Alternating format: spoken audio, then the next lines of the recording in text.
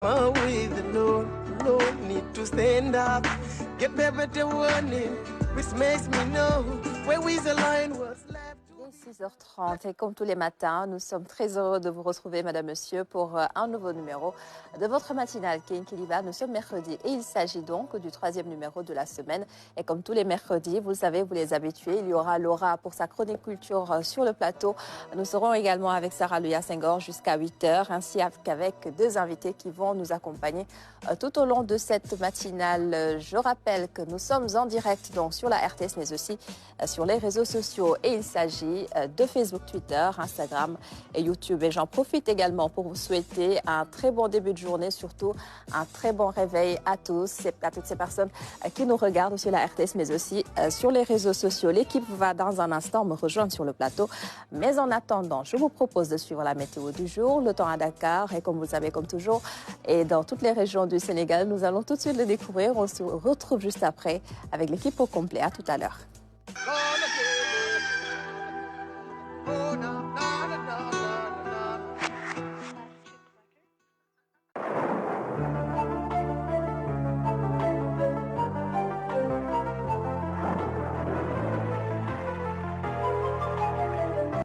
Bonjour amis téléspectateurs qui nous suivez sur l'émission Kenkeliba, espérant que vous avez passé une excellente nuit. Les temps forts de l'actualité météo de ce mardi restent marqués par des bandes de nuages dans une bonne partie du pays, une fraîcheur matinale et nocturne à l'intérieur du pays. Regardons la photo satellite du jour qui nous montre un ciel parsemé de nuages, des nuages qui sont là, qui sont très présents sur l'ensemble du pays, qui cachent le soleil pendant une bonne partie de la journée. Côté prévision, donc pour cette journée du mercredi, on aura la température la plus clémente à Dakar de 27 degrés, 37 degrés à Ziguinchor, 32-33 degrés sur plusieurs régions ouest, des températures de 34 degrés à Podor, 37 degrés à Linguère, un pic de 40 degrés à Kaffrine. Il pourra très chaud à Kaffrine pendant cette journée du mercredi, 39 degrés sur la ligne Tambacounda jusqu'à Kédougou, 38 degrés sur la ligne Sédhiou-Kolda et 37 degrés à Linguère. Chers amis téléspectateurs, donc pour résumer un peu l'actualité météorologique du jour, c'est des voiles de nuages qui défilent au petit matin jusqu'à une bonne partie de la matinée, cachant le soleil et adoucissant d'un cran les températures minimales. Ceci dit, n'oubliez pas d'aller sur nos sites pour des informations beaucoup plus actualisées. Je vous laisse avec la réalisation tout en vous souhaitant une très belle journée.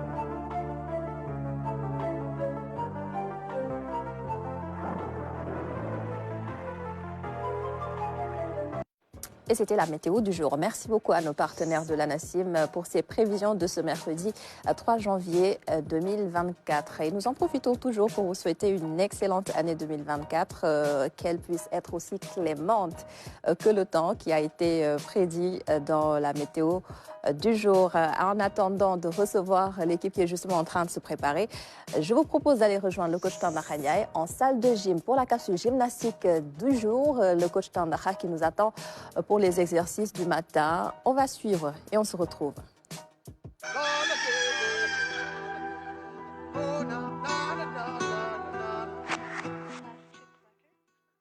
Mesdames, Messieurs, bonjour à tous. Encore une fois, merci d'être au rendez-vous. Alors, l'exercice d'aujourd'hui, le soulevé de terre. Alors, avec ce soulevé de terre, mesdames et messieurs, alors je vous recommande particulièrement de suivre les coachs et surtout de savoir qu'on a le dos assez plat. Alors, voyez la position surtout des épaules. Ceci, évidemment, certainement, vous allez respecter les consignes du coach dos tout à l'heure. Alors, encore une fois, merci de votre fidélité donc à votre émission Kenkeliba, la gym, que vous suivez tous les matins. Encore une fois, merci pour cela. Mais avant d'aller plus loin, je donne la parole au coach dos. Nous voilà ce matin pour notre séance du mercredi. Et pour aujourd'hui, on va présenter le soulevé de terre ou deadlift, comme on l'appelle souvent en anglais. Maintenant, le deadlift est un exercice de base en musculation pour les renforcements de dos, du ischio-jambier, de mollet, mais aussi des muscles érecteurs du rachis, autant pour moi. Maintenant, pour ce deadlift, pour vous qui avez des problèmes de genoux, ne pouvant pas faire de squat ou de fente, là, c'est l'exercice idéal pour vous permettre de renforcer votre bas du corps, mais aussi votre dos. Allez, on vous donne rendez-vous dans les démonstrations des exercices que vous nous avez bien suivis et que vous avez bien apprécié la complexité des exercices qu'on a effectués, mes collègues et moi. Et on vous appelle surtout à faire attention à l'exécution de ces exercices, parce que c'est des exercices très complexes qui demandent une certaine rigueur au niveau du posture, mais aussi sur le plan technique. Allez, merci beaucoup et on vous donne rendez-vous demain, Inch'Allah. Merci coach Do, merci également le coach Mansour, le coach Bou qui justement a dirigé cette séance d'hier. J'espère que, mesdames et messieurs, ça vous a plu, encore une fois, puisque là, véritablement, quand vous avez devant vous des coachs qui sont rompus à la tâche, eh bien, c'est vrai, les qualités perceptivo-kinétiques, là, on les sent bien. C'est une excellente chose avec toute la justesse de ces mouvements. En tout cas, ce qui est bon de retenir, c'est surtout, mesdames et messieurs, eh bien, la justesse de ces mouvements, et donc ne pas faire des erreurs. Alors ça, véritablement, c'est donc à enlever de ces exercices. Alors cela dit, le rendez-vous, ce sera là-bas demain, sur le plateau. Alors le plateau, je vous salue tous, donc là, le plateau, les invités et tout le monde. Et je vous souhaite aussi une excellente journée. Allez, à demain, Inch'Allah, ce sera là. Merci beaucoup, coach Tambakha. On vous souhaite également de passer une très belle journée et on vous attend avec impatience demain pour ainsi démarrer avec vous la nouvelle année 2024. Alors, l'équipe est déjà bien installée sur le plateau, un plateau de ladies. Il n'y a que des femmes aujourd'hui, n'est-ce pas? Yes. Oui. Il n'y a aucun homme pour nous déranger aujourd'hui. On est entre nous. Ni pour nous couper la parole. On est entre nous. On peut dire ce qu'on veut. Hein. Ah oui, On a feu vert. Enfin, j'espère. Alors, Sarah, tu vas bien? Oui, très bien. Bonjour Adama, bonjour à tous les téléspectateurs qui nous regardent ce mercredi matin. Ouais. Deuxième numéro de l'année 2024. C'est ça. Et comme disait Beyoncé, who rule the world? Girls. C'est ça. Vous avez vu le réflexe? Ah oui. Quand même, hein? Oui. Laura, tu vas bien, toi? Ça va bien, merci. Ça va, on démarre l'année avec beaucoup de couleurs. Beaucoup de couleurs, beaucoup de batik, ça va Oui. être notre sujet de ce matin d'ailleurs. Oui. Et j'en profite pour souhaiter une bonne année à tous nos téléspectateurs qui nous regardent. Exactement. Bonjour également à nos deux invités à qui nous allons tout de suite laisser la parole pour justement souhaiter une très bonne année à leurs proches et à toutes ces personnes qui nous regardent. Et je laisse le soin à Sarah de nous les présenter. Oui, sur ce plateau ce mercredi matin, nous recevons Fa Diallo. C'est la deuxième fois qu'elle vient nous voir avec bien sûr un sujet qui tourne toujours autour de la petite enfance. Oui. C'est aussi l'actualité avec ce décret signé en Conseil des ministres la semaine dernière par le chef de l'État pour la réglementation de ce secteur-là. Je rappelle que Fa Diallo est la fondatrice de l'Institut académique des bébés. Elle est également la présidente de Diapo pour la petite enfance. Avec elle, on revient sur ce que cette réglementation va changer, la prise en charge justement des tout petits chez nous. On va parler de crèche, on va parler de pouponnière également avec elle, mais aussi de formation parce que pour encadrer ces petits-là, il faut être bien formé. On revient sur le sujet dans la première partie de cette émission. Et puis à côté d'elle, eh bien une autre grande dame, Ramadiong Diallo, qui est cadre de santé et directrice générale de Sally Care Consulting. C'est justement pour offrir des formations aux gestes de premier secours. Donc on parle santé avec elle, les gestes de premier secours que nous devrions tous maîtriser. Oui. On revient sur la palette d'offres justement de Sally Care Consulting avec elle. Et puis bien évidemment, d'autres sujets s'inviteront également dans le débat puisqu'on parle de santé, santé des tout petits également. Je pense que quand on parle de gestes de premier secours, ça concerne tout le monde. Donc voilà les sujets qui seront abordés dans la rubrique invitée de ce mercredi matin. Des sujets très intéressants et d'actualité aussi puisqu'on parle de la petite enfance mais aussi des gestes de premier secours. On a suivi cette actualité qui touchait dernièrement les enfants. Il y a également ces drames que l'on connaît ou que l'on vit peut-être au quotidien et des drames qui pouvaient être évités si on maîtrisait justement les gestes de premier secours. On aura l'occasion de revenir sur tout cela. Je rappelle aussi que vous pouvez réagir sur ces différents sujets tout au long de cette matinale, notamment sur la page Facebook RTS, mais aussi sur la page Facebook Kenkeliba. Bonjour Fa Diallo. Bonjour, merci beaucoup de l'invitation. C'est toujours un plaisir de venir. Oui. Je suis ravie de partager le plateau qu'avec des femmes pour démarrer l'année. Bah oui, hein? Bonne année à tout le monde. Merci beaucoup. Bonne année à mon équipe, bonne année à nos apprenants et surtout bonne année à nos tout petits. Exactement. Avec la signature de ce décret, je pense qu'ils vont passer une meilleure année. Ah oui, on l'espère. Ils le méritent. Voilà. Bonjour beaucoup. également Ramata Djong, Madame Diallo. C'est deux Diallo finalement qui se retrouvent. Exactement. Je le disais, nous sommes Belle en force, là, coïncidence. Diallo. Très bien, je vous remercie également de m'avoir invité. Donc ce sera l'opportunité de parler de sujets importants, formation, notamment formation aux gestes de premier secours. Mais avant cela, je voudrais vraiment féliciter et de faire cette émission-là pour sensibiliser tout le monde et de souhaiter à tous nos téléspectateurs une belle année 2024 Exactement. remplie de beaucoup de belles choses. Oui. Oui. On souhaite une bonne année également à nos équipes en régie. Oui, absolument. Les équipes techniques qu'on ne voit pas, mais qui font un travail remarquable. Exactement. Et grâce à qui nous sommes en direct, finalement, du lundi au vendredi entre 6h30 et 8h. Donc, messieurs, mesdames, parce qu'il y a des dames également dans cette équipe. La logistique aussi, parce que ça démarre par le quart de ramassage et tout ça. Donc, c'est un long processus. On va souhaiter une bonne année à toute cette équipe dynamique de la matinale. On a... 14 ans maintenant, ça fait 2010, quand 2024, même, 14 ans qu'on tourne, donc bravo justement à toute cette équipe de Quinqueliba. Souhaiter également une bonne année à tous nos collègues, une bonne année à tous les téléspectateurs de la matinale et de la RTS. Bonne année aussi à la direction générale, au directeur général qui regarde beaucoup cette émission et qui nous soutient énormément. Et puis, bonne année à toutes et à tous, à tous les Sénégalais, surtout une année de paix et de stabilité, c'est ce qu'on souhaite, parce que dans quelques mois, quelques semaines, on peut le dire, ainsi, la présidentielle arrive. Exactement. Et ce qu'on souhaite, c'est véritablement un scrutin apaisé, même au lendemain de ce scrutin, que l'on puisse conserver ce qui fait notre particularité et notre fierté au Sénégal. C'est cette paix et cette stabilité-là. Donc, encore une fois, bonne année à toutes et à tous. Merci beaucoup. Et je disais tout à l'heure que j'espère que cette année 2024 sera aussi clémente que le temps. Je parle du climat. Mais il y a quelque chose qui m'interpelle quand on parle du climat. Vous n'avez pas l'impression que le froid a disparu? Oui, parce que là, on est en janvier. Oui, il a fait froid. Une semaine après, on a commencé à sortir les vestes et tout ça. Finalement, c'est pas... On les a mangés. On les a mangés aussi vite. Oui, c'est quand même assez alarmant. De toute façon, on parle souvent de climat sur le plateau. Et c'est vrai que normalement, à cette période de l'année, il devrait faire beaucoup plus frais que ce qu'il fait actuellement. Donc, raison de plus pour s'inquiéter encore plus et adopter les gestes qui vont nous permettre aussi de préserver la planète. Parce que là, on est mal parti. C'est ça. Ça commence à durer. Ça fait plusieurs années qu'on a constaté ce scénario. Le 31 décembre, par exemple, on se souvient, il faisait extrêmement froid. On mettait des bottes. Ah, mais oui, il faisait extrêmement froid. Mais là, avec des manteaux. Ah, mais là, c'est compliqué. Vous avez remarqué, vous aussi?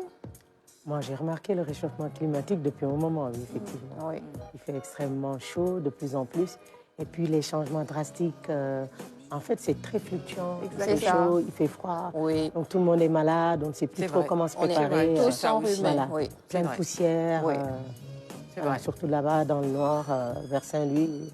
C'est un peu compliqué le temps. Enfin, il fait super froid. Et tout d'un coup, il fait extrêmement chaud avec beaucoup de poussière. Mais je pense que les tout petits, déjà tout petits, doivent prendre conscience de l'importance du climat, de ce changement. Et l'éducation doit débuter le plus tôt possible. Parce qu'adultes, on a du mal, on ne conscientise pas, on se dit, on perdure, les habitudes qu'on a perdurent, pourquoi pas. Et vraiment, il faut que la tendance change et que dès le bas âge, on puisse éduquer les enfants à ce changement. C'est ça, c'est ça, tout à fait. Je crois qu'au point où on en est, Laura est venue ce matin. Ah oui, Laura. Je vais vous expliquer. Dans une tenue assez légère. Je vais dire à quel point elle a chaud, Laura. Pour qui la connaît dans cette équipe, on est tous étonnés ce matin. Ce que je veux dire, c'est que finalement, tout ce qui touche au changement climatique, je crois qu'aujourd'hui, c'est une réalité. On en est tous conscients maintenant. Pour les climato-sceptiques, on ne peut plus dire que c'est de l'utopie. Le climat est en train de changer de manière drastique.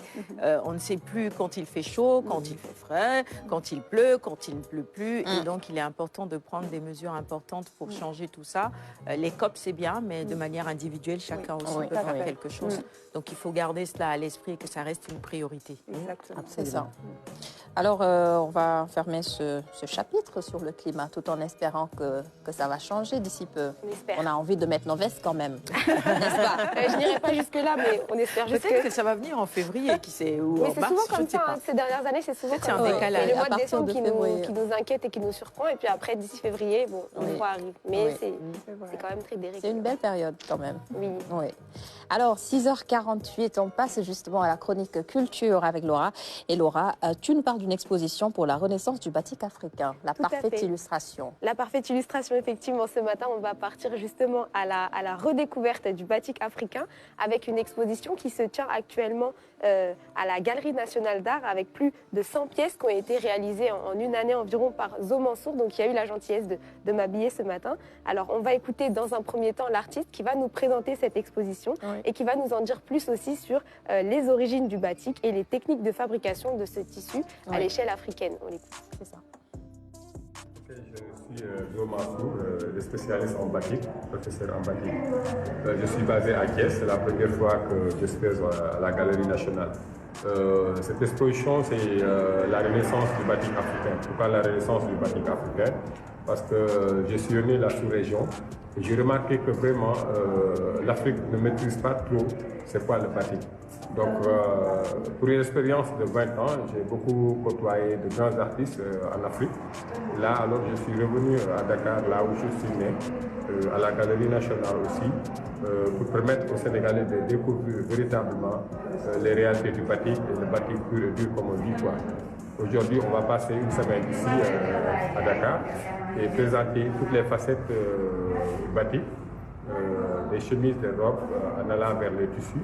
Parce que le tissu batik est un tissu vraiment qui est africain, ça nous appartient. Et il est temps de mettre ce tissu en valeur. Donc pour cette exposition, c'est véritablement aller vers la valorisation du tissu batik. Okay, il faut comprendre que le batik, ça se pratiquait en Égypte, avant que ça se répande dans d'autres pays africains. Donc l'Égypte, on peut dire que c'est là-bas où est né le batik. Donc là, ce que vous voyez ici, c'est le style qui se pratiquait en Égypte. C'est-à-dire colorer le tissu, mettre le signes après. Ça, c'est les premières techniques utilisées en Égypte. Après, le batik s'est répandu en Indonésie, où c'est l'Indonésie même qui a développé le batik en Afrique. Avec les pratiques de la cire, il faut utiliser la cire avec les colorants. C'est-à-dire la cire vous permet de créer des dessins. La cire, c'est la matière qu'on utilise pour créer la bougie. Il y a la cire blanche, la cire d'abeille. Donc avec la cire, on utilise pour faire des dessins et puis faire la coloration. Ensuite, enlever la cire avec de l'eau chaude. Tu vois, donc dans beaucoup de pays africains, on pratiquait des tissus de teinture qui se disent batik alors que ce n'était pas du batik. Moi, quand j'ai eu la chance de découvrir ces techniques, j'ai compris que le batik, ça se pratique avec la cire. Non seulement avec les pliages. Les pliages, c'est faire la teinture, quoi. Donc, et puis, il faut avoir des dispositions un peu artistiques parce qu'ils vont savoir dessiner d'abord, créer des formes qui sont vraiment très belles et puis avoir la possibilité d'agencer les couleurs. Parce que les couleurs, il faut savoir comment les mettre en exergue pour que ça donne vraiment beaucoup de lumière, ça donne beaucoup d'éclat. Tu vois. Donc, c'est ça quoi le batik.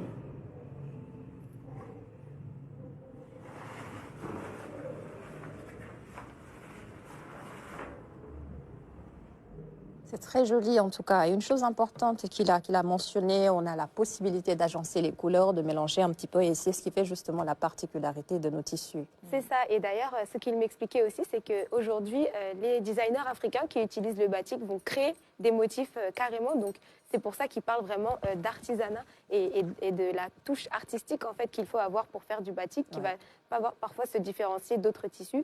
C'est-à-dire qu'il dit qu'il faut quand même savoir dessiner, il faut quand même avoir un certain rapport avec les couleurs.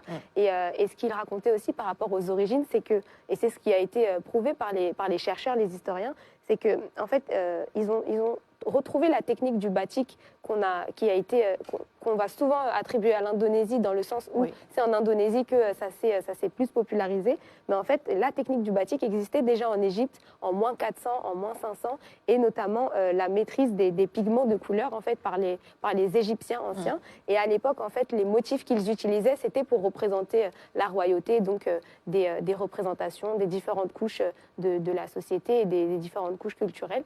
Et aujourd'hui, justement, les designers africains se sont réappropriés ces techniques qui étaient nées en Égypte à l'époque, mais qui n'avaient pas encore le nom de batik, parce que c'est un mot malais-indonésien qui signifie ce qu'on peut dessiner, etc. Et c'est ce qui était très intéressant dans cette exposition, c'est à savoir comment on peut utiliser le batik dans beaucoup d'objets, à la fois dans la mode, mais aussi dans l'art. On peut l'exposer à la maison, etc. Mais aussi de comprendre d'où est-ce que ça vient et pourquoi on parle finalement de renaissance du batik africain dans ce travail-là. Oui. De la même manière qu'on peut utiliser le wax pour s'habiller, mais aussi pour décorer nos maisons. Exactement, on va l'utiliser vraiment dans différentes sphères. Et d'ailleurs, ce qui est intéressant aussi, c'est qu'il y a des rencontres qui sont organisées entre les acteurs du cuir et les acteurs, par exemple, du tissu, qui travaillent ensemble pour proposer finalement des produits de qualité, des produits finis qui peuvent s'exporter aussi à l'international. Et c'était l'objet aussi des rencontres et des discussions qui sont organisées au cours de cette exposition. C'est ça. Alors, Sarah? Oui, moi, ce que je retrouve déjà dans les commentaires de Laura, c'est que les belles couleurs, les dessins et tout ça, ça a toujours eu un sens, ça a une signification, un peu comme le wax dont tu parlais tout à l'heure. Les pagnes ont un sens. Nos mamans, quand elles les portaient, ça voulait dire quelque chose, il y avait un message derrière.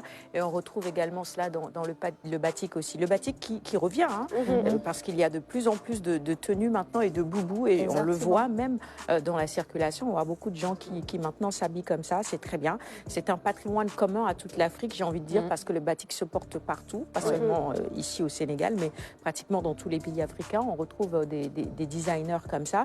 Et aussi, peut-être souligner quelque chose, c'est que pendant longtemps, les plus grands stylistes, en tout cas en Occident, ont pensé que trop de couleurs, c'était pas bien, qu'on amenait trop de couleurs dans nos pagnes, dans nos tissus et tout ça. Et aujourd'hui, la donne est en train de changer, parce que même avec le wax, on voit de très très grands créateurs qui aujourd'hui s'approprient cela. Ces tissus africains, moi je les appelle ainsi parce que quand on dit wax, on pense au wax hollandais. Moi je dis tissu africain parce que ça vient de chez nous également. Toutes ces belles couleurs qui nous reflètent, qui emmènent de la chaleur, qui emmènent de la lumière et de la couleur et tout. Et donc de plus en plus de designers se tournent vers ces motifs-là, ces couleurs-là. Et c'est une excellente chose pour nous. Maintenant, il faut que, comme il l'a dit peut-être dans son extrait, qu'on voit comment nos artisans aussi pourraient vivre de cet art-là. Je crois que c'est important. C'est le gros dilemme en ce moment. Et nos artisans également, ils ont beaucoup de talent, nos créateurs, puisqu'ils créent de magnifiques tenues, notamment la vôtre. Hein. Merci. À partir de tissus africains et même, comment on les appelle, les garnitures, sont inspirées justement de ces tissus africains. Exactement. Moi, je suis pour la promotion de notre culture et de tous nos tissus, tout ce qu'on peut faire, parce qu'on constate de nos jours qu'il y a énormément de créations, de nouveaux designers, des petites... il n'y a pas longtemps... il y a eu énormément de foires, d'expositions. On voit des petits créateurs qui font des choses magnifiques et très accessibles. Hein. Donc je pense qu'il est important qu'on s'habille local pour justement faire marcher le commerce et puis nos artisans pour qu'ils vivent de leur art. C'est ça. Ouais. Ça, c'est une tenue homme, normalement. Donc, j'ai féminisé. Normalement, mais il y a tellement de choses qui se féminisent maintenant, de plus en plus. Hein. Alors, Fadialo, vous êtes plutôt tenue africaine ou c'est entre les deux, modernité et traditionnelle, moderne. Je ne sais pas, moi j'aime beaucoup les artistes. Ils me fascinent en fait. Voilà, et j'ai eu l'opportunité d'assister à plusieurs reprises à des macérations pour faire du batik avec des plantes naturelles. Et c'est un processus un peu compliqué pour avoir ces couleurs, pour avoir ces dessins. À Ndiébène, Gandiol, qui est à quelques kilomètres de Dakar, ou chez Nounou, qui font un travail extraordinaire avec des couleurs naturelles, parce qu'en fait, en principe, c'est du naturel. Voilà, il n'y a pas de produits chimiques du tout. Et moi, j'aime beaucoup, beaucoup le consommer local. Voilà, et depuis quelques années, je m'habille beaucoup en tenue africaine. C'est ça. Voilà, en tenue locale, je dirais. Voilà, africaine aussi, parce que parfois, je m'habille en burkinabèse ou malienne. j'aime beaucoup. Et puis, il faut soutenir aussi le consommé local. Exactement. Nos artisans. Parfois, il m'arrive de m'habiller en vêtements. Le même tissu, je l'ai en chaussures et je l'ai en sac. Voilà, ça m'arrive parfois.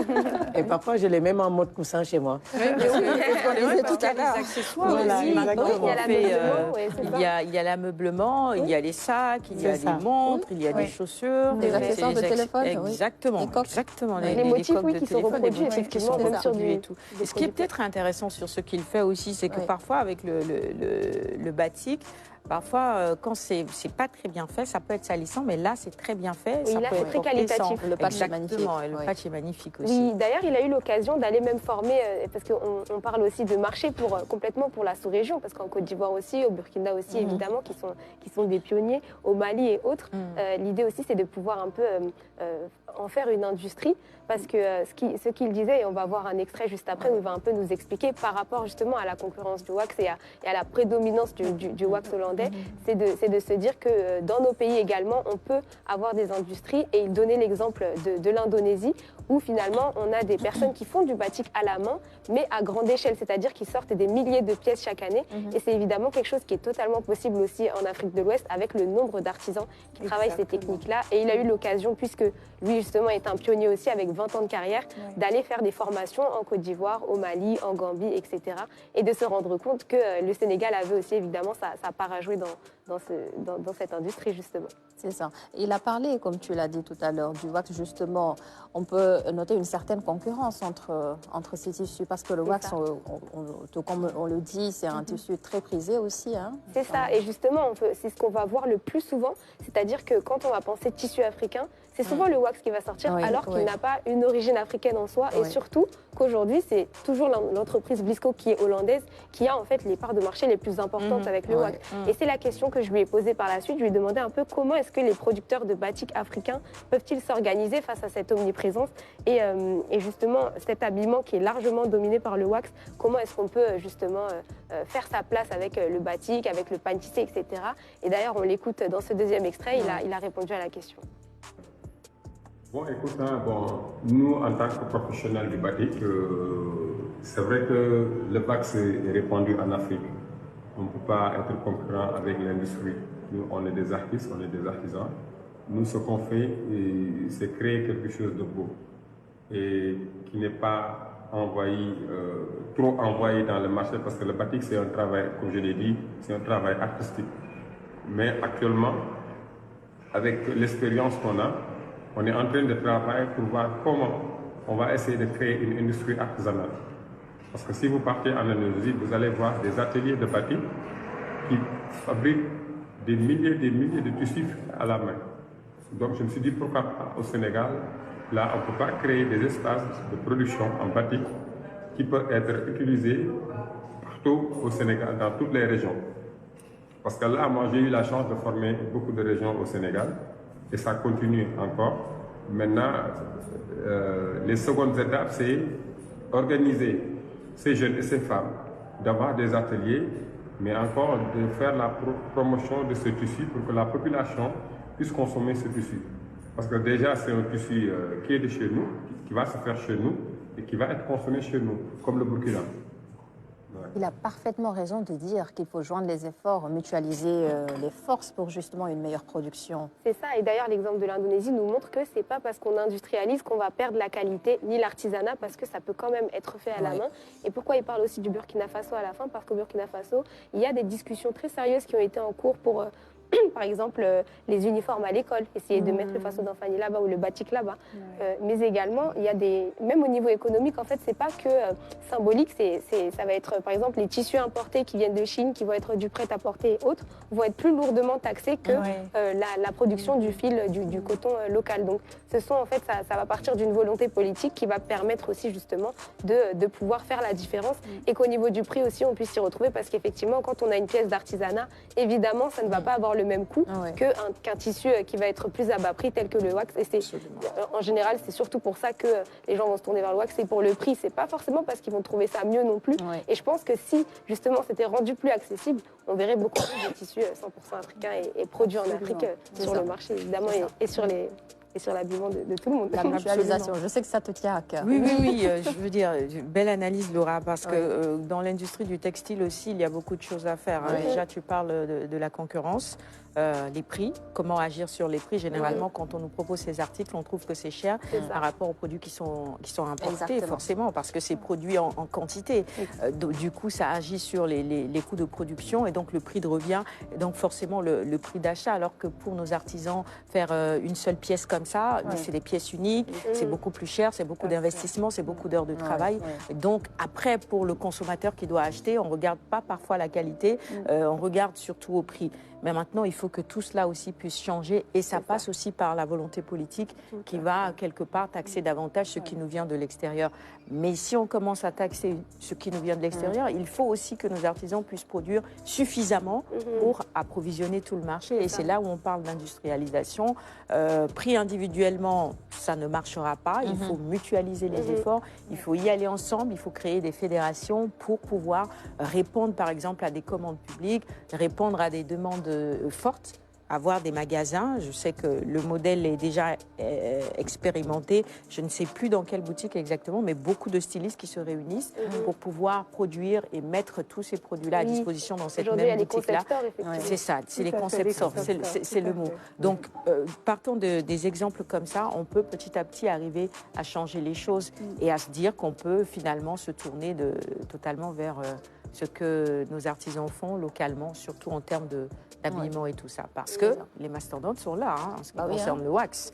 C'est une rude concurrence. Exactement. Et c'est vrai que si on peut se dire qu'on veut valoriser vraiment un travail qui est millénaire et qui aussi nous appartient, c'est vraiment toute une question de mentalité aussi, finalement. Et ce travail-là, je pense que c'est celui qui est le plus long et le plus profond, celui qui demande aussi le plus d'énergie parce que le temps de changer de paradigme complètement, c'est peut-être des choses que nous-mêmes, on n'aura pas l'occasion de voir de notre vivant, enfin, même si on est très jeune, bien sûr, sur ce plateau. Et je parle de tout le monde sur ce plateau, bien sûr. Mais je crois que c'est quand même en train de changer petit à petit, de plus en plus, même dans les grandes cérémonies.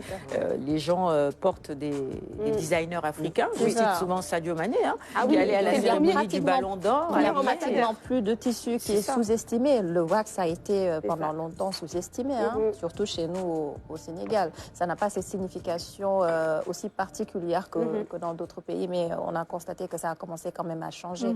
On porte le wax fièrement, peu importe les occasions.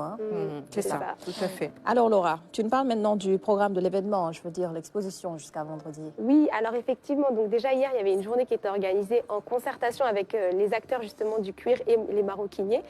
Il y a aussi toute une organisation de journée, je crois que ça c'est aujourd'hui si je ne me trompe pas. Ça va être en fait pour présenter la fédération justement des professionnels de l'habillement.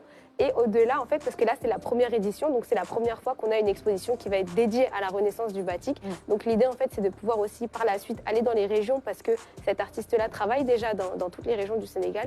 Donc prochainement Saint-Louis, prochainement la Casamance, et pourquoi pas, justement, reproduire aussi cette exposition-là dans les autres pays de la sous-région qui sont concernés par la production du batik. C'est ça. Et ça me sert justement de transition pour parler de l'agenda culturel. Oui, cette semaine, on a plusieurs dates à partager. Alors, on va démarrer l'année à Louga avec ce soir à 18h au Centre culturel régional la restitution de l'Académie de théâtre de Louga.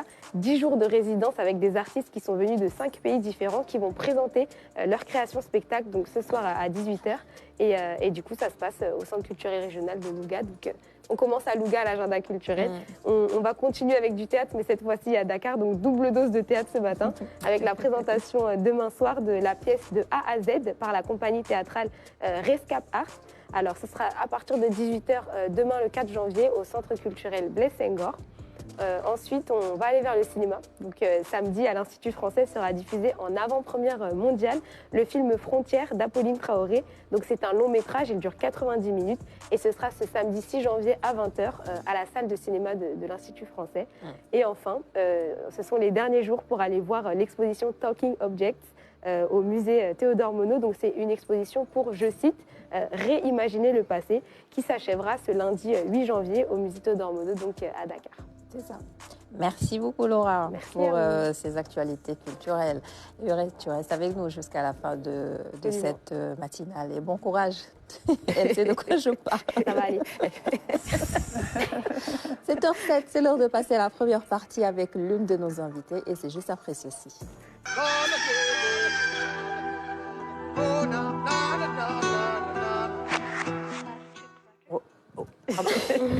Et nous démarrons avec Fadjalo, qui est founder et CEO de IAB. Il s'agit de l'Institut académique des bébés Sarah. Oui, tout à fait. Je me permets juste de dire que c'est très beau, hein, Laura. Je ne t'ai pas dit ce que tu as apporté ce matin. Merci beaucoup. Merci à Zo Mansour qui m'a mis. Bravo à Zo Mansour aussi. Il faut zoomer. Il faut zoomer, n'hésitez pas. Il y a des poches. Vous ne voyez pas tout, mais en tout cas, c'est jusqu'en bas, c'est très, très stylé. Mais tu peux te mettre devant, hein? Non, mais attendez, je vais faire un défi. Non, mais elle est sérieuse en plus. Ah oui, bien sûr. Il faut qu'on regarde de bout en bout. Vas-y. Donc voilà, c'est un jean avec. On a envie de voir. On a envie de voir Laura. Oui. Voilà, c'est totalement tradi moderne, hein, comme on dit. Voilà, non, merci beaucoup. Donc voilà, jusqu'en bas. C'est Zo Mansour, vous voyez les poches. La pub gratuite. Ah bah oui. C'est beau. Ce qui est bien, c'est qu'on peut le porter justement des tenues comme ça avec des baskets. Donc, c'est très stylé tous les jours. Le style. Très stylé. C'est déjà en régie, tout le monde a complimenté la tenue. Donc on remercie encore une fois. On remercie encore une fois Zo Mansour pour son travail. Très qualitatif, hein, vraiment c'est confortable. Oui, bien sûr. Ouais, merci beaucoup. Merci, ma chère Laura. Merci pour le défilé de ce matin. Il est 7h09. Fadialo, merci encore une fois d'avoir accepté notre invitation. Le sujet de ce matin, il est important parce qu'on va parler de petite enfance. On va parler de nos bouts de chou et notamment de la réglementation de ce secteur de la petite enfance. Je le rappelais en introduction, le chef de l'État, la semaine dernière, en Conseil des ministres, a signé ce décret-là qui vous tenait tant à cœur. Vous avez vous-même d'ailleurs publié une lettre ouverte au chef de l'État pour demander justement une meilleure réglementation de ce secteur. Et on le sait, même bien avant cela, vous avez toujours plaidé pour que ce secteur soit réglementé. Aujourd'hui, c'est fait. Comment avez-vous accueilli justement cette décision du président de la République? Rebonjour Sarah. Ce fut un soulagement. Un soulagement pour nous, les acteurs de la petite enfance. Je félicite le président d'avoir pris cette décision historique parce que depuis les années 2000, on n'a pas eu de décision conséquente portée sur la petite enfance. Et je félicite également l'ensemble des acteurs du secteur de la petite enfance qui ont contribué à la signature et à porter ce plaidoyer depuis 2019. Parce qu'effectivement, c'était un décret qui était dans le circuit depuis 2019. Donc, c'est vraiment un ouf de soulagement pour tout le monde. Vraiment. Maintenant, il reste énormément de choses à faire. Ça, c'est juste une signature, mais les enjeux et les défis sont devant nous. Quand vous dites qu'il y a énormément de choses à faire, on va y revenir, mais il faut dire qu'il y a également des choses qui ont déjà été faites. Il y a une agence consacrée justement à la petite enfance. Il y a une direction également qui s'occupe de la petite enfance. Et on sait qu'il y a à côté de ce que fait l'État, des acteurs comme vous dans le secteur privé également qui s'engagent beaucoup. Est-ce que vous travaillez finalement ensemble pour une meilleure prise en charge de cette couche ? Alors nous, en tant qu'acteurs de la société civile, on collabore évidemment avec l'ensemble de ces structures démembrées de l'État. Si je reviens juste un peu en arrière, par rapport au contexte de la petite enfance au Sénégal, dans les années 80, la petite enfance était le parent pauvre dans l'éducation des enfants, parce qu'ils étaient focus sur tout ce qui était élémentaire. C'est ça. Il n'y avait pas de préscolaire? Non, pas du tout. À la fin des années 90, ils ont décidé de se pencher sur cette question liée à la petite enfance, particulièrement les 2-6 ans. En 1998, on a eu un taux de préscolarisation de 2,7. Et dans le cadre d'un programme décennal de l'éducation et de la formation qui avait été financé à l'époque par la Banque mondiale, il était prévu de porter à 1000 le taux, à 30%, je veux dire, pardon, à 30% le taux de préscolarisation en 2010. Aujourd'hui, on est en 2024. On est toujours à 18,64%. Je sais qu'il y a des efforts qui sont faits, mais à mon sens, ils ne sont pas encore assez puissants, importants pour impacter véritablement la petite enfance. Est-ce que ce n'est pas un problème de sensibilisation aussi au niveau des parents pour les emmener à inscrire les enfants dans ces institutions préscolaires? Au-delà de la sensibilisation des parents, il y a quelque chose de très important. Jusque-là, on parle des 3, 5 ans. Mais nous, ce qui nous intéresse, en tout cas moi particulièrement, ce sont les 1000 premiers jours de l'enfant. À partir de 0 De 0 à 3 ans. Donc, le décret qui a été signé, justement, vient en appui sur cette tranche d'âge-là. Absolument. Or, si on observe bien, depuis toutes ces années, il n'y a absolument rien qui a été fait pour les 3 ans. En tout cas, le budget alloué à l'éducation préscolaire et à la petite enfance de manière générale, il est de 1%. Les chiffres de l'ANSD sont sortis il n'y a pas si longtemps que ça. Les 0-15 ans représentent presque 40% de la population. C'est quasiment la moitié. On est plus de 18 millions. 40% pour 1% de budget. C'est extrêmement grave. Donc, ce sous-financement drastique lié à la petite enfance, je pense que c'est le problème le plus important. Et même si ce décret est signé, nous avons énormément de problèmes qui vont se poser devant nous. Lesquels? D'abord, je pense que le décret est signé, d'accord? Il faut le présenter aux acteurs. Parce que les gens ne connaissent pas le contenu de ce décret-là. Et il y a pléthore de crèches et de préscolaires qui existent au Sénégal actuellement. Mais toutes ces crèches, justement, ont des autorisations pour ouvrir, j'imagine. Non? Non, malheureusement. Parce qu'il s'appuie sur quoi? Et justement, c'est ce décret qui encadre cela. Et il n'existait pas. Pour normaliser le secteur, il aurait fallu signer ce décret. Il vient d'être signé. Il y a beaucoup de crèches qui existent sans autorisation. On ne sait pas comment sont aménagées ces crèches-là. On ne sait pas comment travaillent les gens au sein de ces structures de la petite enfance. Donc, les défis aujourd'hui qui se présentent par rapport à la signature de ce décret, c'est répertorier l'ensemble des structures de prise en charge, justement, de la petite enfance qui existent, qui fait, j'espère en tout cas, partie des arrêtés et l'application qui va suivre. Ensuite, de sensibiliser les acteurs, parce que quand même, ils ont pris des initiatives face à un vide juridique. Ils ont pris des initiatives. Donc, à mon avis, il faut plus les accompagner vers la formation, les encadrer petit à petit pour arriver à les cadrer et les normaliser par rapport à ce décret-là. Ce ne sont pas juste les crèches, c'est aussi les pouponnières. Et si on en est arrivé là, c'est qu'il y a eu également ce scandale récemment avec la pouponnière Cœur-Mandé. Lorsque vous avez appris cela, lorsque vous avez vu les images et tout ça, comment est-ce que vous vous êtes senti dans ce qu'on pourrait appeler l'affaire Cœur-Mandé? Écoutez, je pense qu'en tant que maman, n'importe qui serait énormément touché. C'est quand même, ça fait profondément mal en fait.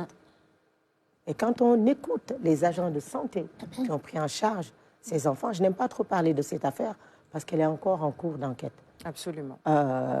Mais je vais juste dire, par rapport à ce que j'ai entendu, et les agents de la santé qui se sont occupés de ces enfants, on parle de malnutrition sévère, déshydratation sévère, cas chroniques. C'est extrêmement grave, 48 bébés. Donc ce décret qui arrive à point nommé va non seulement encadrer les structures de la petite enfance, les orphelinats et les pouponnières. Donc tout ça rentre se retrouve. Exactement dans le cadre de ce décret-là. Mais il faut également un suivi. C'est important qu'on aille justement dans ces pouponnières et dans ces institutions pour voir comment le travail est organisé aussi. Ah oui, totalement. Je pense que là, aujourd'hui... Il faut un contrôle, c'est-à-dire même pour celles qui ont des autorisations, celles qui sont normées, celles qui sont en règle, il faut contrôler. Alors, ce qu'il faut savoir, Sarah, c'est que les agents de l'Agence nationale de la petite enfance n'avaient aucune légitimité à se rendre dans ces crèches. Sur quelle base? Il n'y a pas de texte juridique. Maintenant que ce vide est comblé, il va falloir s'organiser. Parce que je ne pense pas qu'il va falloir non plus taper sur tout le monde. Et fermer toutes ces institutions, parce que la demande aussi est là. Par rapport à la prise en charge de ces enfants. Elle est extrêmement forte. Nous sommes sur une niche d'emploi. véritable. Tous les jours, on parle de Khoyundawi, et on occulte les métiers de la petite enfance, qui mériteraient à mettre, on devrait le mettre en avant en fait. Il y a des formations spécifiques dédiées aux métiers de la petite enfance. Et il y a plusieurs métiers existants. Et voilà, donc nous, à l'IAB, on forme sur plusieurs corps de métiers, mais on a un seul diplôme qui est le certificat professionnel de spécialité accompagnant éducatif, qui forme sur plusieurs volets, notamment celui de Mme Jong Diallo sur les premiers secours, la nutrition infantile, les différentes étapes de développement d'un enfant, tout ce qui est stimulation et éveil. En fait, tout ce qui cadre et qui englobe pour pouvoir accompagner un enfant dans les conditions les plus optimales. Donc ce diplôme-là, enfin, ces référentiaires-là ont été écrits par des experts à l'étranger et nous-mêmes, et qui ont été certifiés par le ministère de la formation professionnelle. Donc on délivre un diplôme d'État qui est tout à fait valable pour accompagner les enfants au niveau des structures de la petite enfance. Et quand vous dites le suivi et le contrôle dont Sarah a parlé tout à l'heure, quand vous dites que ces agences et ces organisations n'ont pas ces prérogatives d'aller justement sur le terrain pour contrôler ou pour regarder un petit peu ce qui se passe, on le comprend. Mais à côté, il y a des institutions qui sont justement là pour ça. Il y a le ministère de la Santé, de la Protection des enfants, il y a l'agence dont elle parle, il y a la direction de la protection de l'enfance. Et après cette affaire, on s'est vraiment demandé pourquoi il y a eu autant de laisser-aller. Je parle notamment avant que le président ne prenne ses décrets. On s'est demandé pourquoi il y a eu ce laisser-aller et pourquoi il n'y a pas eu une réaction rapide de ces institutions. Vous avez eu peut-être le même sentiment? Honnêtement, je pense que ce laxisme qui perdure depuis, je vous ai dit tout à l'heure, les années 2000. La tranche d'âge des 0-3 ans, c'est vraiment la tranche d'âge la plus pauvre au Sénégal. Alors, ce qui se découvre aujourd'hui avec l'histoire qui vient d'éclater, elle n'est pas isolée en fait. Oui. Elle existe un peu partout, même en milieu rural. Oui. Des choses dont on ne parle pas. Nous qui sommes tout le temps sur le terrain, dans des contextes assez difficiles, on rencontre dans des orphelinats qu'on visite des cas extrêmement graves. On accompagne comme on peut, mais on ne peut pas tout faire, je veux dire. Oui, bien sûr. On accompagne dans la formation, on accompagne dans la sensibilisation, la parentalité, etc. Par exemple, l'IAB, aujourd'hui, on est à 1000 apprenants qui ont été formés. Et sur les 1000, on est quasiment à 97% de taux d'insertion, aussi bien au Sénégal qu'à l'échelle internationale. Mais je veux dire, ce cas n'est pas un cas isolé. Oui. Donc, pourquoi on a tardé à réagir? Je ne saurais le dire. Je ne sais pas. Mais j'espère en tout cas qu'au regard de ce décret qui vient d'être signé, nous allons enfin pouvoir nous sortir de cette léthargie, de ces problèmes que vive la petite enfance et relever le plateau de la petite enfance au Sénégal. Il est temps véritablement qu'on relève ce plateau, surtout pour les 0-3 ans. C'est extrêmement urgent. Et je voudrais vraiment profiter de ce plateau-là pour réinviter tous les politiciens qui vont faire campagne d'inclure la petite enfance au cœur de leurs préoccupations. C'est très important. Pour changer les choses, ça passe aussi par la formation des encadreurs. Vous l'avez rappelé tout à l'heure.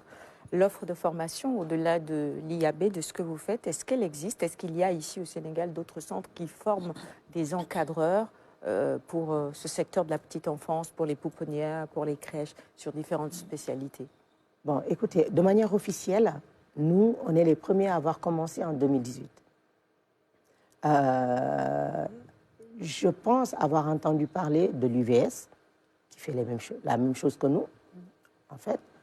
Et oui, l'UVS. Je sais que l'agence aussi fait des formations au niveau des cases des tout-petits. Des renforcements de capacité. Des renforcements de capacité. Mais le problème qui se pose ici, c'est que quand vous allez dans le milieu rural, vous avez beaucoup de crèches communautaires qui existent, ou des garderies communautaires, qui sont ouvertes par les villageois ou par la communauté, qui n'ont absolument aucun accompagnement spécifique. pour encadrer ces enfants-là. Or, aujourd'hui, nous savons tous que pour encadrer des enfants, il faut des compétences spécifiques. On ne peut pas se lever un bon jour et dire que nous allons encadrer des enfants. Il faut un accompagnement, il faut des compétences, il faut se former. C'est un métier comme n'importe quel métier, en fait. Accompagner un enfant relève de beaucoup de choses. C'est l'apprentissage précoce, le développement intégré de l'enfant, sur le plan cognitif, social, même nutritionnel. Nutrition, santé, soins, hygiène. Donc, véritablement, ça englobe plusieurs volets qui nécessitent une formation. Et ce n'est pas une formation qui se fait sur 1 mois ou 2 mois ou 3 mois. Même nous qui formons sur 6 mois, je trouve que c'est très, très court. Parce qu'à chaque fois, nous débordons parce qu'on n'a pas assez de temps pour outiller les futurs professionnels qui vont sortir de nos structures. Mais il y a des gens qui sont déjà dans le milieu, qui ont quand même une certaine connaissance grâce à la pratique. Pour ces personnes-là, est-ce qu'il ne s'agirait pas beaucoup plus d'un renforcement de capacité, comme je disais tout à l'heure, avec quelques notions pour pouvoir continuer dans le métier? Parce qu'on ne peut pas ramener tout le monde, j'imagine, à la formation pendant 6 mois. Ça va être difficile. Il y a une réforme qui est en cours, parce que j'ai participé récemment à un lab PSE, Priorité Jeunesse. Et cette réforme parle de la validation des acquis. C'est ça. Et je pense qu'effectivement, c'est une belle ouverture pour les personnes qui exercent depuis 10 ans, 15 ans, 20 ans, de pouvoir valoriser leurs compétences et d'obtenir un diplôme, en fait. Et justement, je profite de cette valorisation-là pour interpeller encore l'État sur les personnes qui exercent ces métiers-là. Les professionnels aujourd'hui qui sortent des structures, je veux dire des écoles de formation, ne sont pas valorisés. Les professionnels qui accompagnent un enfant sur des compétences émotionnelles, sur l'apprentissage précoce, sur des compétences affectives, je pense méritent un peu plus de valorisation de leur métier. Je ne peux pas accepter qu'en 2024, des professionnels exercent leur métier et qui sont payés à hauteur de 20 000, 30 000, qui démarrent leur journée à 7 h du matin pour terminer à 19 h. Je pense que quand on parle de financer la petite enfance, cela englobe non seulement le plateau dont je vous parlais tout à l'heure, proposer de véritables leviers de développement pour cette petite enfance-là, mais prendre en compte ces professionnels qui travaillent et qui sont passionnés par le secteur. Je voudrais qu'on touche aussi à la question du financement. Ensuite, je vais laisser Laura et bien sûr Madame Diallo également réagir sur le sujet. Les crèches privées, généralement, les tarifs qui sont proposés sont assez chers aussi, il faut le dire. C'est vrai qu'il y a les cases des tout-petits qui viennent régler un tout petit peu le problème et qui essayent véritablement de mailler tout le territoire et d'offrir les mêmes chances à tous les enfants. Mais on sait, c'est des capacités limitées également. Ces crèches-là aussi, il y a lieu d'agir un tout petit peu sur les tarifs qui sont proposés, n'est-ce pas?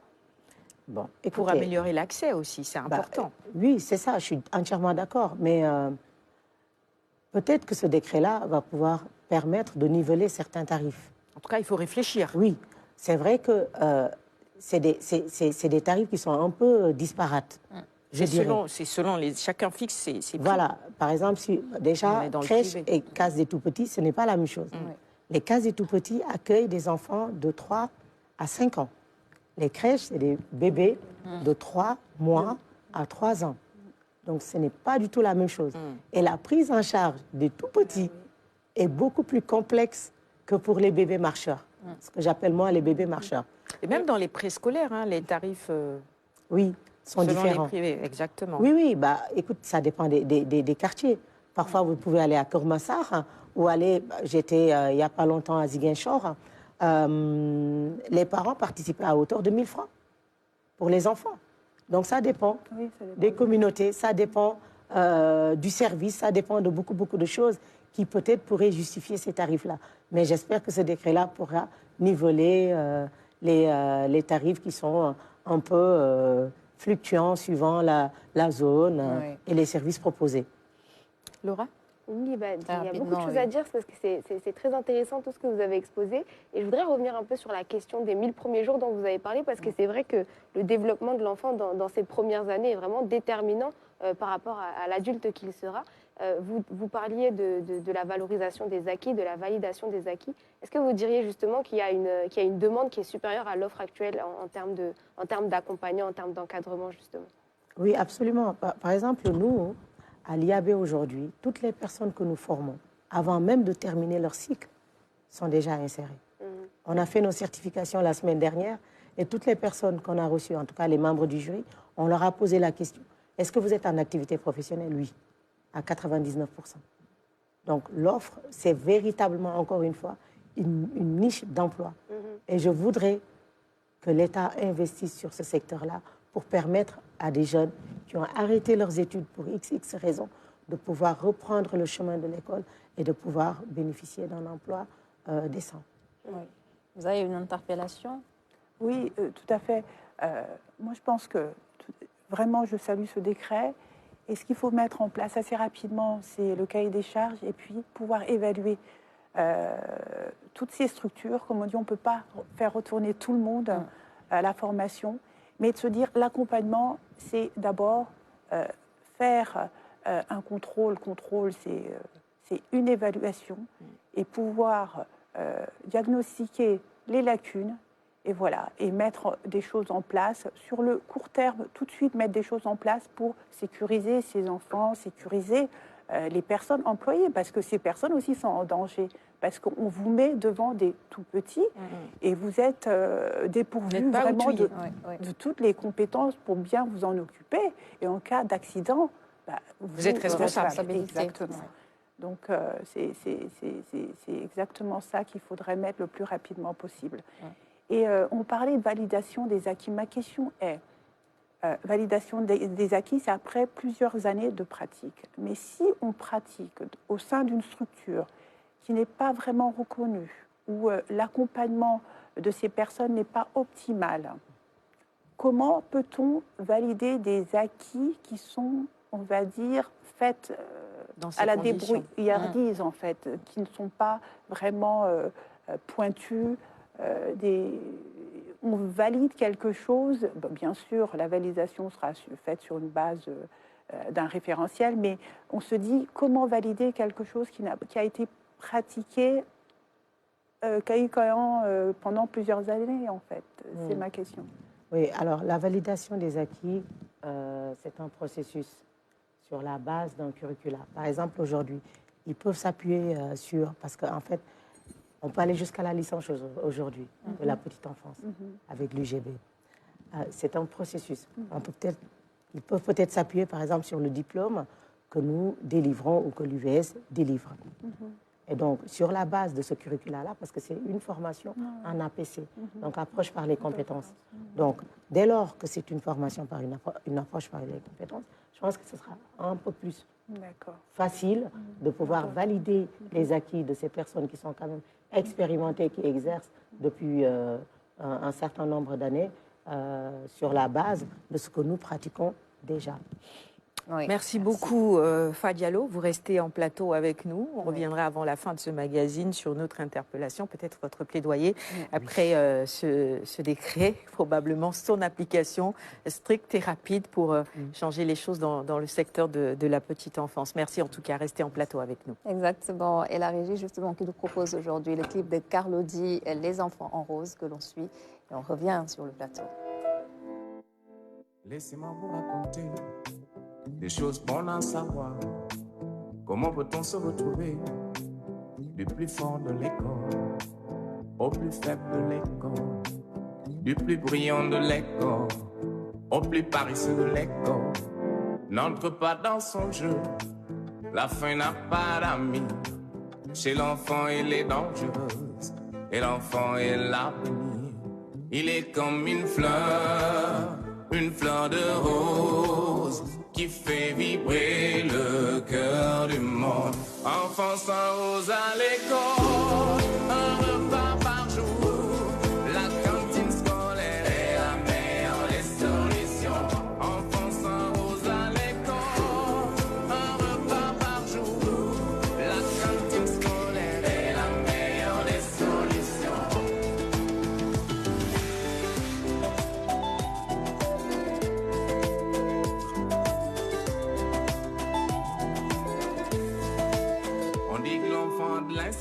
l'éducation en mangeant tous les jours à l'école. On mouille mieux le chiffon pour bien effacer le tableau. Mais on remplit bien le bidon pour bien tenir la craie en main. Leurs difficultés nous martyrisent, leur fragilité nous inspire. Qu'en investissant dans le capital humain, nous développons ce pays. Arrosons, nourrissons-les, entretenons nos fleurs de rose. Arrosons, entretenons, nourrissons. C'est important. Oui, nourrissons. C'est important. Nourrissons.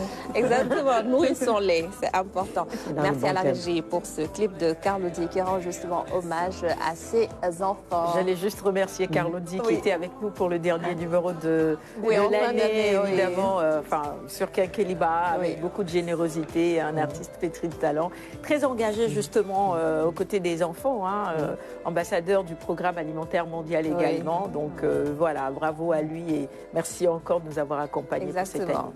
Alors c'est l'heure des infos, le bulletin, c'est tout de suite à 7h passées de 33 minutes. La seconde partie de Kenkeliba, ce sera juste après, à tout à l'heure.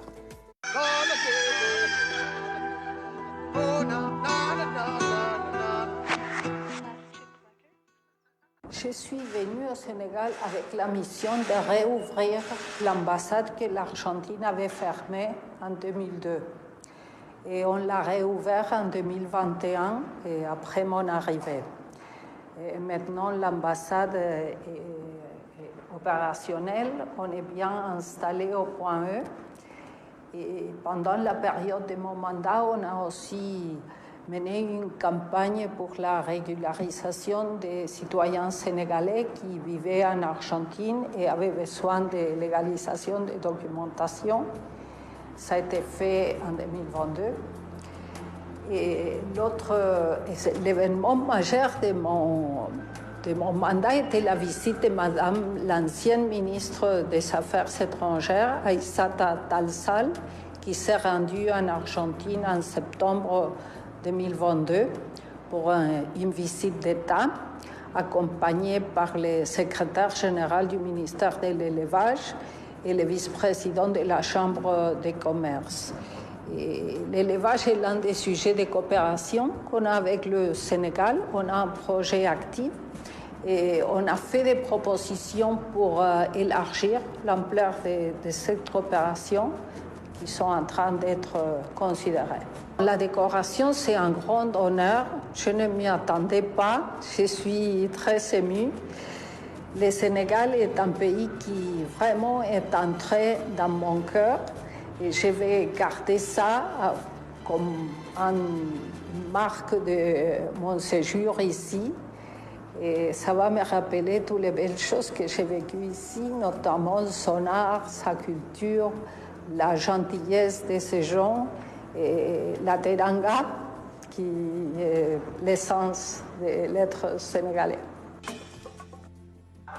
Musée des civilisations noires. Aujourd'hui, Cheikh Saïd accueille le visiteur. Un grand moment de ferveur religieuse à l'occasion de l'ouverture de la semaine du patrimoine de Cheikh Ahmadou Bamba. On a prévu d'organiser une semaine du patrimoine de Cheikh Ahmadou Bamba durant laquelle on va essayer de revivifier le patrimoine, mais aussi essayer de tirer des enseignements à travers son patrimoine inestimable. On invite tout le monde à venir ici découvrir les photos originales de Cheikh Ahmadou Bamba, mais aussi il y a une possibilité d'acheter ces photos pour contribuer à la construction du musée de Cheikh Ahmadou Bamba, à l'enceinte même de l'université de Cheikh Ahmadou Bamba. Le hall du musée Goury de Monde, des disciples mourides ont effectué le déplacement pour assister au démarrage des activités de cette importante cérémonie. Cheikh Ahmadou Bamba, il est comme ça. Donc si on fait appel à lui ou bien on organise une chose pour lui, c'est le monde entier qui en bénéficie. Donc tous les musulmans du monde entier sont appelés ici.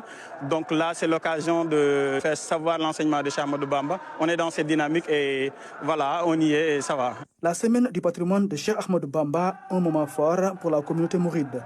Ici, différentes photographies du Cheikh sont exposées pour mieux véhiculer ses enseignements. Faire comprendre aux mourides qu'il y a un patrimoine inestimable de Cheikh Ahmadou Bamba.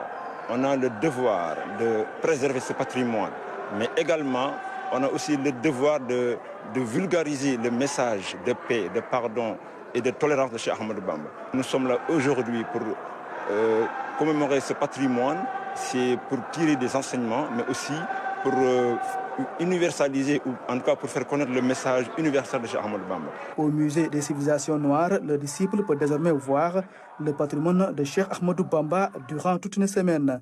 Cette mission vient ainsi renforcer les nombreuses actions menées pour la vulgarisation des enseignements de Serigne Touba. Accueillis par leurs autorités respectives, ces sapeurs-pompiers et militaires du service de santé des armées reviennent de Guinée-Conakry avec le sentiment du devoir accompli. Ils étaient déployés dans ce pays frère à la suite de l'explosion du dépôt de carburant à Conakry. Arrivés sur les lieux, ils avaient en face d'eux deux défis. C'était d'abord un défi organisationnel, donc essayer de réorganiser un peu le dispositif sur le terrain. Ensuite, un défi logistique quand même relativement lourd, qu'on a réussi à combler en mettant en place des stratégies assez innovantes qui nous ont permis quand même en 6 jours pour ces types de feux d'arriver à des résultats quand même assez probants. Pour rappel, l'explosion du dépôt de carburant de Conakry a eu lieu dans la nuit du 17 au 18 décembre. Au-delà des dégâts importants, 23 personnes ont trouvé la mort et 241 personnes blessées selon les autorités guinéennes. Très vite, il faut s'engager dans la bataille. Dès que nous sommes arrivés, nous avons été intégrés aux équipes et c'est des gens qui nous ont ouvert leurs portes et nous ont écoutés, nous ont mis en avant d'ailleurs. Et c'est ce qui a fait que nous avons intégré tous les hôpitaux qui ont accueilli ces blessés, donc l'hôpital militaire de Conakry, l'hôpital de Donka, l'hôpital Ignace Tidine. Et nous avons aussi créé, par l'initiative du Sénégal, un poste médical avancé qui a été installé au niveau même du site de l'incendie. Leur courage et leur professionnalisme ont été salués par la population et les autorités guinéennes. Ces dernières ont félicité le détachement sénégalais qui a été à la hauteur des attentes. Mention spéciale au ministre de la Santé de la Guinée, Omar Ba, donc qui a été jour et nuit à nos côtés et qui était toujours à notre écoute. Mention spéciale au directeur du service de santé des armées de la Guinée, le colonel John, donc qui aussi n'a ménagé aucun effort pour nous intégrer dans les équipes. En attendant les félicitations de leur hiérarchie respective, ces sapeurs-pompiers et personnels militaires du service de santé des armées auront droit à un repos bien mérité. Bombay, une ville carrefour universitaire avec un potentiel démographique important tend vers le développement. Un développement qui passe inéluctablement par la construction d'infrastructures routières de qualité pour saisir toutes les opportunités économiques. Ainsi, Promoville a entamé la réalisation de 11 km 500 de voiries réparties sur 10 axes identifiés pour un investissement global de 5 milliards 850. Sur ce linéaire qui a été identifié et sur lequel nous avons fait des études, une première intervention est en cours et cette première intervention-là est pour un linéaire de 1 km 600. Donc c'est sur les voiries sur lesquelles nous sommes actuellement, qui concernent 2 tronçons et pour un coût global de 734 millions, entièrement financé par l'État du Sénégal. Donc actuellement, nous sommes en train de chercher les ressources pour pouvoir compléter. Et de ce que j'ai vu, nous avons un maillage important au niveau de la commune de Bombay et je l'espère qu'il pourra contribuer vraiment à pouvoir améliorer la mobilité au niveau de la commune de Bombay. La coordonnatrice nationale a rassuré les autorités locales sur l'engagement de Promoville à accompagner la commune dans sa modernisation. Selon elle, l'entreprise FH s'engage à finaliser le premier tronçon des ouvrages d'ici le 31 mars 2024. Sur ce qui a été démarré, nous sommes à 40% de taux d'exécution. Donc nous sommes sur la dernière couche avant de mettre la voie en goudron parce qu'ici, ce qui est prévu, c'est d'avoir des voies de 7 mètres et d'avoir des trottoirs de part et d'autre. Cette visite, dont l'objectif était d'évaluer l'état d'avancement des travaux, est marquée par la mobilisation des autorités locales. La satisfaction reste le sentiment le mieux partagé. C'est l'aboutissement de beaucoup d'efforts de plaidoyer et vraiment de demandes que nous avons formulées partout où vraiment notre voix pouvait porter pour que Bombay soit doté d'infrastructures routières. Promoville permettrait de développer le transport urbain, faciliter les déplacements, mais également faire en sorte que vraiment beaucoup d'aspects économiques soient pris en charge. Nous sommes animés par un sentiment de satisfaction et j'en profite également pour remercier infiniment le chef de l'État. J'ai rappelé tout à l'heure à Madame la coordinatrice du Promoville 2 tronçons qui ne faisaient pas partie, par exemple, du plan, qu'on n'avait pas identifié. Mais vu l'importance de ces tronçons, je suis revenu sur le rappel de ces tronçons. Il s'agit de celui qui est parti du croisement Sénéra vers l'hôpital. Ces nouvelles requêtes feront l'objet d'une étude pour voir comment les intégrer dans le projet, selon la coordonnatrice nationale de Promoville. Et c'était le bulletin d'information de ce mercredi 3 janvier dans votre matinale King Kiliba. Bienvenue si vous nous rejoignez et encore merci à tous qui nous suivent depuis 6h30 sur la une, mais aussi sur les réseaux sociaux, Facebook, Twitter, Instagram et YouTube. Et nous avons justement quelques réactions sur les sujets, les différents sujets, notamment le vôtre qui a été évoqué depuis tout à l'heure. On a quelqu'un qui nous parle de Samba Guissé, notre ami Samba Guissé, qui dit que la validation des acquis, certes, c'est important pour une période transitoire, mais il urge d'envisager une formation spécifique pour cette tranche d'âge de 0 à 3 ans. Il vous rejoint finalement dans ce que vous disiez et il ajoute que la seule différence entre un homme et un enfant, c'est l'expérience. C'est ça. Vous êtes d'accord? L'expérience est un lieu auquel on ne retourne pas, mais qu'en réalité, on ne quitte jamais. Merci beaucoup pour cette belle phrase, très inspirante ce matin. Très poussée, hein? Oui. Alors, on va passer maintenant à notre deuxième invité du jour. Il s'agit de Ramata Djong, Madame Diallo, qui est cadre de santé et directrice générale de Salicare Consulting. Elle initie des formations aux gestes de premier secours. Notamment, et merci d'avoir accepté notre invitation également ce matin. Il faut dire qu'elle fait partie de ces cadres-là qui, après avoir vécu plusieurs années à l'extérieur, ont décidé de rentrer au pays pour partager leur expérience avec évidemment nous autres ici et surtout apporter un plus à notre économie et à notre pays. Alors bienvenue chez vous finalement. Ça fait juste 1 an que vous êtes rentrée, c'est ça? Exactement. Merci de m'avoir invitée, de partager cette expérience. Donc c'est vrai que ça fait 1 an que j'ai quitté la France.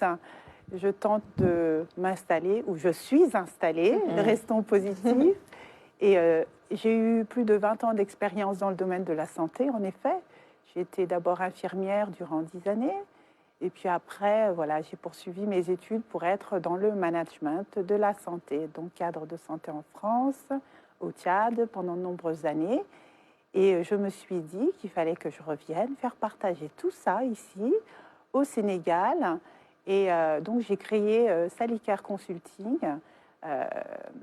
Pourquoi? Pour promouvoir donc une formation, des formations initiales ou continues, des conseils en santé, la gestion des risques aussi, tout ce qui est démarche qualité. Je pense que c'est important dans toute structure de mettre cela en œuvre. Ce n'est pas du contrôle, ce n'est pas des sanctions, c'est juste évaluer des process et trouver des axes d'amélioration. Et une des premières activités donc, que j'ai débutées, c'est la formation aux gestes de premier secours que je propose aux entreprises, aux particuliers, parce que la législation dans les entreprises, à partir d'un certain nombre d'employés, exige en fait cette formation aux gestes de premier secours.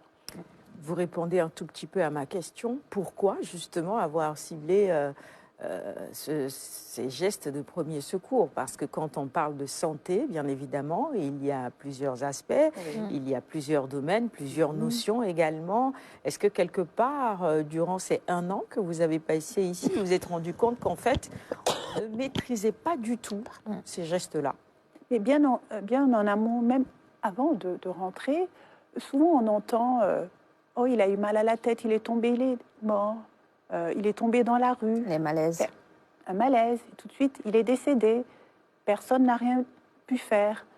Et je pense que on ne peut pas dire qu'on peut sauver tout le temps, mais on peut aider déjà, prodiguer les premiers gestes de base en attendant que les secours arrivent. Parce qu'on sait que gagner du temps. C'est vraiment, comme je dis, les premières minutes, les premières secondes comptent. Et avoir, entre guillemets, son ange gardien, le plus de personnes formées sur des gestes de base, sans rien connaître à la santé. Même un enfant peut être formé sur des gestes de base avant que appeler au secours limite tout ce qui est mortalité, morbidité, les complications.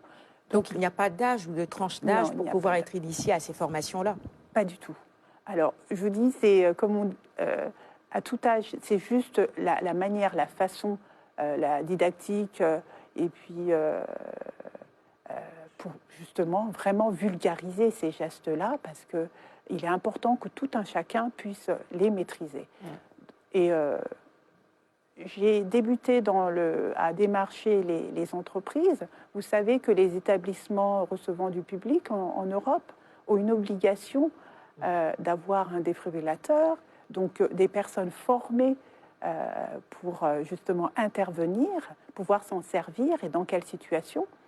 Et donc je me suis dit que démarcher ces entreprises-là, les hôtels, les banques, les administrations, pour que certains de leur personnel, qui est des personnes clés, peut-être pas tout le monde, dans des secteurs, tout le monde devrait l'être, mais d'autres, des personnes clés avec leur adjoint, qui est toujours une personne formée à ces gestes-là au sein d'une structure.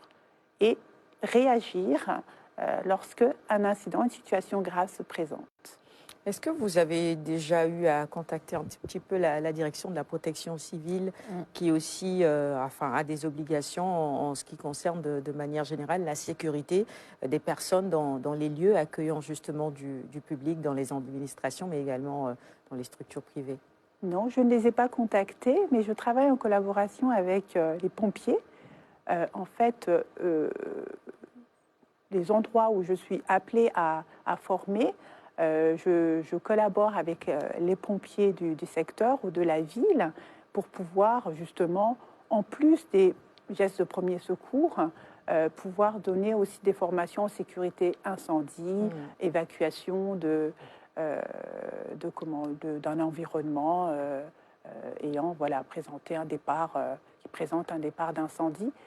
Et c'est vrai que il y a les gestes de base et les personnes plus intéressées peuvent, avec le background que j'ai en santé, avec des questions un peu plus pointues dans le domaine de la santé, je peux leur répondre, parce que c'est vrai qu'ils sont curieux. Une fois qu'on est dans la formation, on pose des questions au-delà des gestes de base de la vie quotidienne. Est-ce qu'on peut faire ci, on peut faire ça? C'est vrai que c'est important. Ce serait bien que je les contacte. Absolument, absolument. Et pas seulement la protection civile, il y a aussi au niveau du ministère de la Santé, puisque vous êtes vous-même, vous, cadre de santé, une direction qui s'occupe de la gestion des risques et des catastrophes également.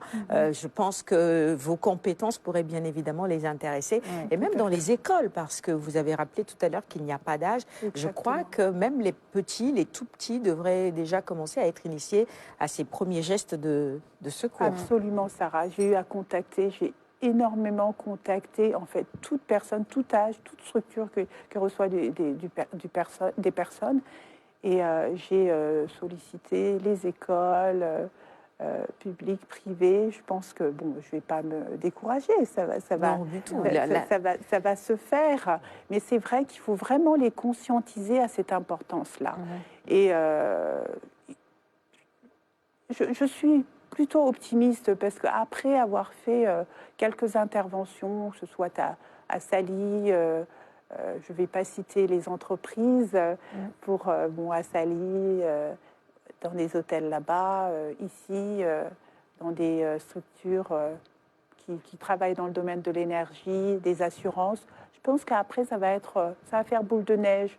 Les gens, ils vont conscientiser l'importance de ces gestes-là, et je pense qu'ils vont vulgariser ça. Mais il y a un retour positif, j'imagine, à chaque fois que vous terminez ces formations. Ils sont heureux, ils sont tellement contents. Oui, parce qu'on répond, en plus de cela, on répond à d'autres questions, des questionnements auxquels ils se sont posés. Et voilà, ils trouvent des réponses et ils sont contents. Et puis c'est ludique, c'est pas sérieux, c'est des cas pratiques. Donc vraiment, il y a un jeu, un échange, c'est assez ludique, un sujet sérieux, passé comme ça, on s'amuse bien. Et c'est vrai qu'on a atteint un parti, mais on dépasse souvent parce que ils se sentent bien. Non, c'est impossible. Quand on dit geste de premier secours, qu'est-ce que cela englobe? Parce que le secouriste, ce n'est pas le médecin non plus, ce n'est pas l'infirmière non plus. Oui. Où est-ce que ça s'arrête? Où est-ce que ça démarre? Qu'est-ce que ça englobe finalement, ce concept-là? C'est le strict minimum pour éviter qu'une personne décède, en fait, une mort qui est évitable. Parce que on fait partie, le secouriste, ou la personne qui a connaissance de ces gestes-là, fait partie de la chaîne de survie, ce qu'on appelle la chaîne de survie. Et pouvoir réagir assez rapidement, c'est vraiment de se dire qu'on peut sauver cette personne, on peut réduire toutes les complications. On a une part très importante, on le sait, il y a beaucoup d'embouteillages, les secours arrivent assez tardivement ici. Donc si on peut tenter de maintenir cet espoir, ne pas rester, on va dire, les bras ballants, ou prendre des photos, ou crier. Ou filmer. Oui, voilà, ou filmer, se dit, on passe à l'action. Quand on a les connaissances, n'ayez pas peur, même si ce n'est pas correctement fait, vous avez tenté de faire quelque chose. Et vraiment, ça, c'est important, lors d'une formation, de se dire, n'ayez pas peur, j'ai peur de mal faire, ou j'ai peur d'aggraver. Vous n'aggraverez pas. On a peur parfois, quand on ne maîtrise pas trop, de compliquer la situation. C'est vrai. Oui, c'est le sentiment que beaucoup ont. Certes, on va vous dire, bon, quelqu'un qui chute, qui a une fracture, ne le mobilisez pas. Rassurez-le, regardez justement s'il y a des signes vitaux, évitez que ça s'aggrave. C'est cela. Mais n'ayez pas peur de mal faire, en fait. Faites dans la mesure de... Vous avez la connaissance, vous avez été formé, vous avez l'information, passez à l'acte, faites. On vous ne reprochera jamais d'avoir mal fait. Quelques exemples des cas pratiques dans lesquels on pourrait, vous, moi, Laura, Adama ou les téléspectateurs qui nous regardent en ce moment, secourir quelqu'un, des exemples de cas pratiques dans la vie? On part de la petite enfance. Moi, je vais rebondir sur la petite enfance. La petite enfance, quels sont les accidents les plus répandus chez les nourrissons et les personnes âgées? C'est l'étouffement. C'est ça. Donc, c'est tellement triste de voir quelqu'un s'étouffer et de ne pouvoir rien faire. Et donc, c'est des claques. Souvent, on a tendance, la personne qui avale de travers, comme on dit, c'est lui donner des claques dans le dos. C'est ce qu'on nous a appris. Voilà. Mais ce n'est pas dans toutes les situations qu'on donne des claques dans le dos. La personne, si elle avale de travers, elle a, on va dire, passe, au lieu que la substance passe dans le sauvage, passe dans le trachet, on a un réflexe. On tousse, laissez la personne tousser, ne la touchez pas. Après, c'est reconnaître ces signes-là, faire la différence entre le signe de l'étouffement total, l'obstruction totale, où cette personne ne parle plus, ne respire plus, ne peut pas répondre à vos questions, les larmes sortent des yeux. Là, il y a des choses à faire. 5 claques dans le dos, compression abdominale, ce qu'on appelle la manœuvre d'Amlich. Voilà. Et là, on passe à l'action. Donc, c'est reconnaître les signes, parce qu'on sait reconnaître ces signes, et on agit, passer à l'action. Et c'est important chez les enfants. Je pense que c'est les premières choses qu'on doit apprendre à ces acteurs de la santé et de la petite enfance. En cas de brûlure, ça aussi, ça arrive assez souvent. Oui. Pareil, qu'est-ce qu'on entend souvent? La pâte dentifrice, les recettes de grand-mère depuis... Non, c'est refroidir de la glace ou de l'eau. Pas. Refroidir à 20 degrés pendant 20 minutes, les 3 20 à 20 cm, on refroidit, on laisse pendant 20 minutes. Et après, si bien sûr, en fonction, on a toujours des petits peu de la biafine, tout dépend bien sûr de la brûlure, du degré. Ça aussi, il faut que la personne sache reconnaître, est-ce que c'est une brûlure superficielle, est-ce qu'elle est plus profonde, est-ce que je dois mettre... des produits qu'on achète à la pharmacie, ou est-ce qu'après, je dois consulter un médecin? Ça s'apprend aussi lors de la formation. Mais brûlure, petite brûlure, superficielle, c'est refroidir. Et bien sûr, rassurer le petit, mais c'est refroidir. Inhalation de produits toxiques, par exemple, ça aussi. Bon, je reste sur les enfants. Je pense que Fadialo surtout ne pas faire vomir. C'est ça, en fait. Surtout pas. En fait, on a des habitudes, on a des idées préconçues qui sont déconstruites lors de cette formation.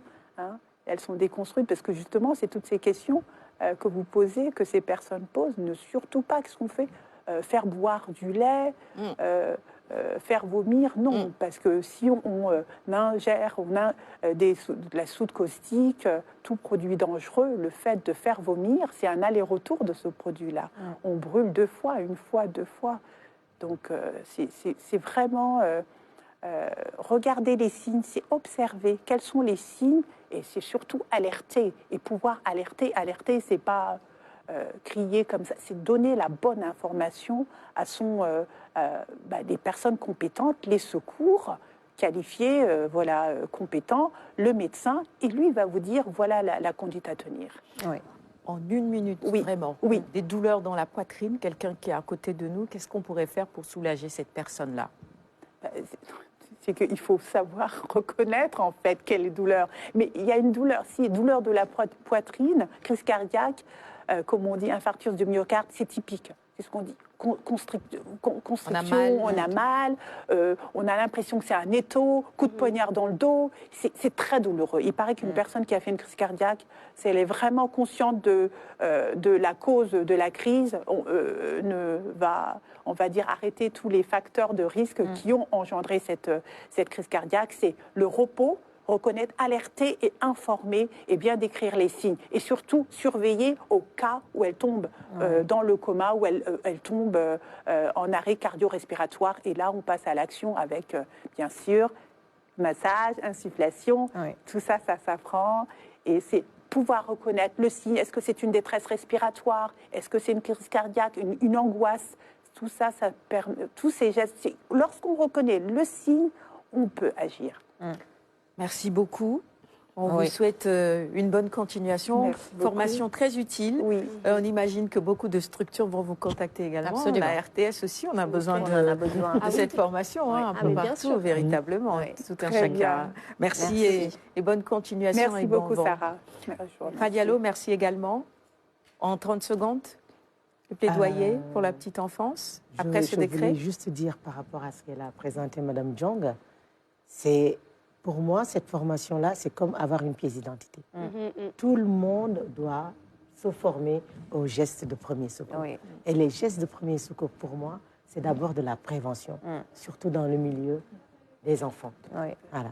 Par rapport à la petite enfance, évidemment, le plaidoyer, maintenant, on ne parle plus de la réglementation, mais l'application en tant que telle du décret, et deuxièmement, la valorisation des métiers de la petite enfance.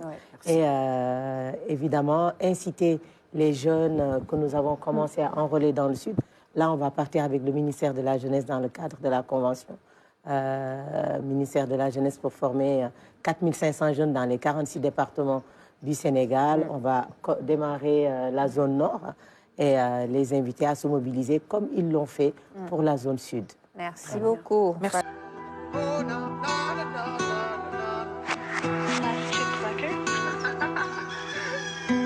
Gotta wake up early in the morning, a long way but go because I gotta find my way. The Lord need to stand up, get better warning, which makes me